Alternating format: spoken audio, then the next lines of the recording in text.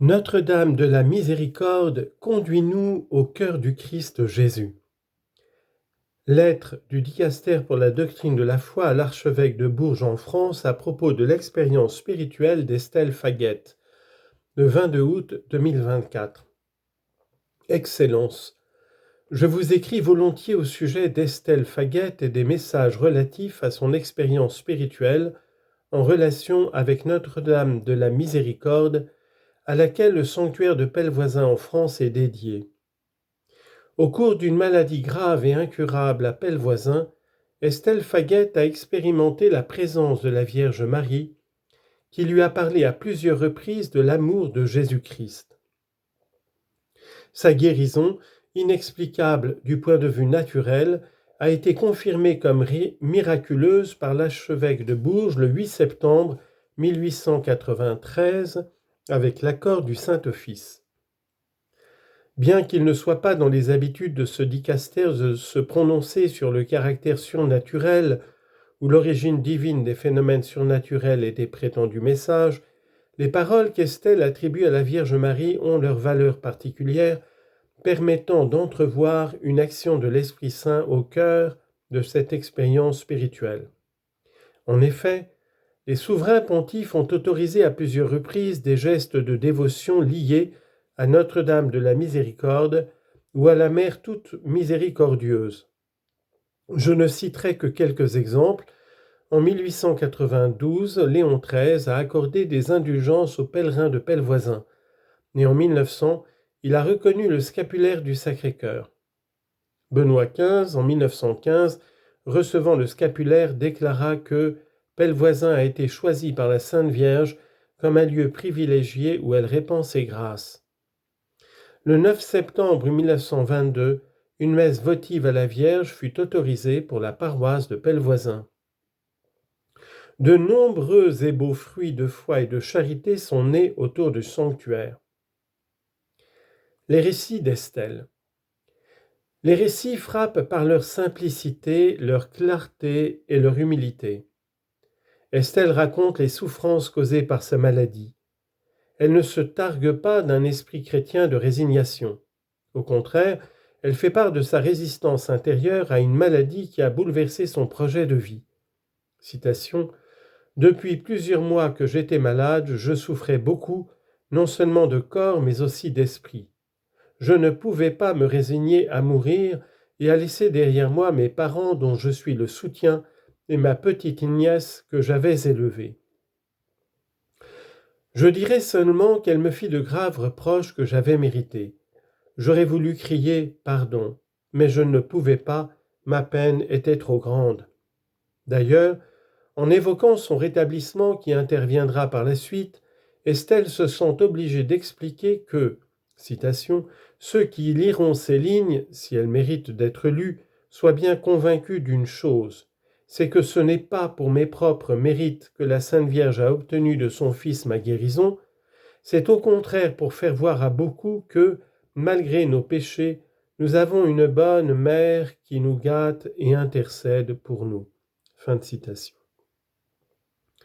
Dans un message ultérieur, elle exprimera à nouveau sa résistance à la maladie et racontera qu'elle a écrit à la Vierge Marie « Voyez la douleur de mes parents, si je venais à leur manquer. Ils sont à la veille de mendier leur pain. Rappelez-vous donc de ce que vous avez souffert quand Jésus votre Fils fut étendu sur la croix. » Ce dévouement généreux aux autres, cette vie consacrée à leurs soins, est ce qui a le plus touché le cœur de la Vierge. « C'est ce qui m'a le plus touché, » dit-elle. La Mère de Dieu sait reconnaître tout le bien qui se cache derrière nos paroles. Paroles de miséricorde, de réconfort et de guérison. Les récits d'Estelle sont brefs et les paroles de Marie à son endroit le sont encore plus. Citation : « Ne crains rien, tu sais bien que tu es ma fille. Ne crains rien, tu es ma fille. Si tu veux me servir, sois simple. Du calme, mon enfant, patience, tu auras des peines, mais je suis là. Je voudrais que tu sois encore plus calme, tu as besoin de te reposer. Qu'ils prient et qu'ils aient confiance en moi. Je choisis les petits et les faibles pour ma gloire. Courage, je serai invisiblement près de toi, tu n'as rien à craindre.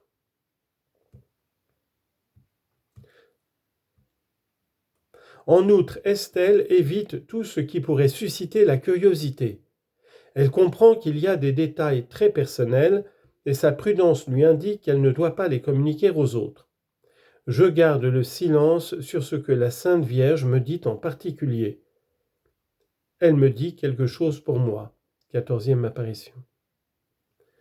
Au-delà des détails, des paroles utilisées, lesquelles dans l'expérience spirituelle ne sont pas toujours précises ou exactes, il est très important de noter la manière dont la Mère miséricordieuse traite Estelle. D'une part, la Vierge lui adresse de douces exhortations qu'Estelle appelle des reproches. Par exemple, lorsqu'Estelle dit qu'elle préférerait mourir, la Vierge répond avec un sourire. « Ingrate, si mon fils te rend la vie, c'est que tu en as besoin. Qu'a-t-il donné à l'homme sur la terre de plus précieux que la vie ?» 2e apparition. Estelle mentionne qu'il y a eu d'autres reproches, mais qui ne semblaient pas agressifs ou durs. Avec tant de douleur que je me suis rassurée. Apparition 3.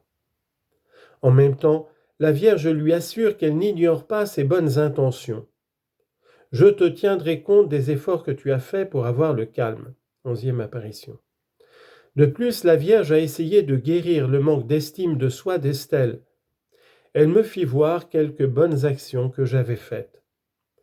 C'était bien peu de choses à côté de mes fautes. À ce moment-là, Estelle ajoute « La Sainte Vierge vit bien ma peine ». Et la bonne mère lui dit « Ces quelques bonnes actions et quelques prières ferventes que tu m'as adressées ont touché mon cœur de mère. » Silence et regard.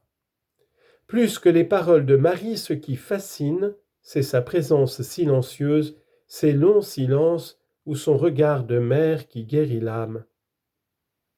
Citation. Mon Dieu, comme elle était belle! Elle resta longtemps immobile sans rien dire.